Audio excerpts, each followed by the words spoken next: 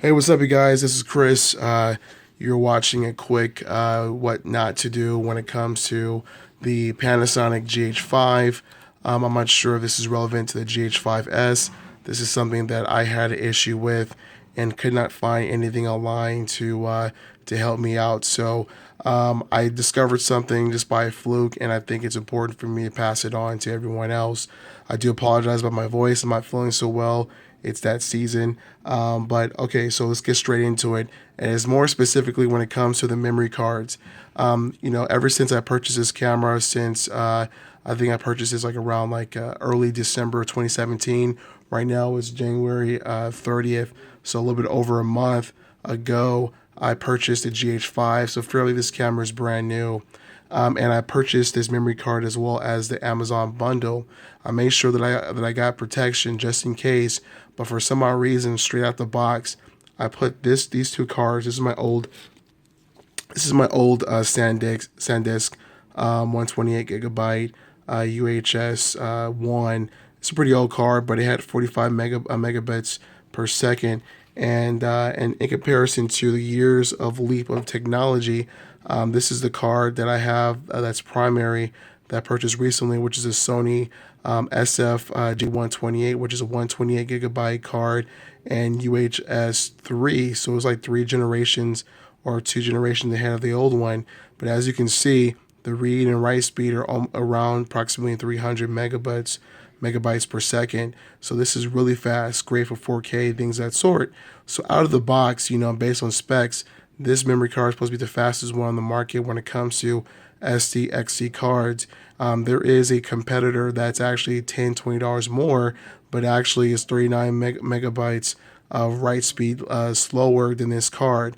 But how ironic that card is getting way more love than this one. Maybe because that one came out before this one, but yeah. So I shopped and I found this, and this is a great card. But the problem is that I had these two cards in there, and I was discovering this weird pixel distortion. It would go from one side of the frame to the other, be like a complete bar, and sometimes it would just be completely jacked up. And in middle of recording something, I would notice that there would be like a freeze. My camera would freeze, and I would have to literally turn it off and then remove the battery to start all over.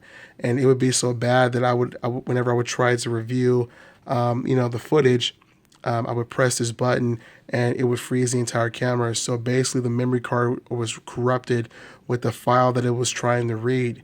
So on average, I was getting corrupt files off of this card from this camera. So I was like, man, this is brand new.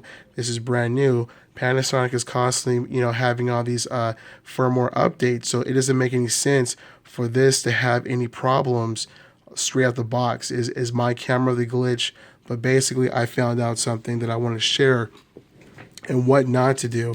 As you can see, this SanDisk, I assigned this in slot 2 and assigned RAW and JPEG images to record onto this card.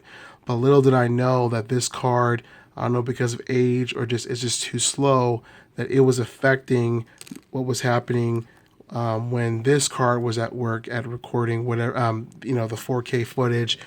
Basically RAW and intra and regular 4K were all messing up around the 7-minute 8 mark. I would notice all these weird pixel distortions, and I'm like, man, so all I could do is record 7 minutes and stop the camera every time. I thought it would be continuous, and so basically, I removed this card from the camera, and I assigned everything to this card, and voila, everything is fine. So I would suggest you guys make sure you have a fast SDXC card for your Lumix DC GH5 camera, and I'm assuming also for the GH5S that's actually was released recently. Make sure you don't put a slow card next to your fast one, because I think that I'm not sure if the AI will intelligently match the write speed between the two, but it will affect the performance of the card that's supposed to be the fastest and the most compatible.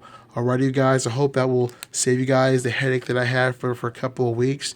My camera is working just fine. I'm going to do another video of something that I found out about what not to do with a GH5. I love the camera. Alright, you guys, take care.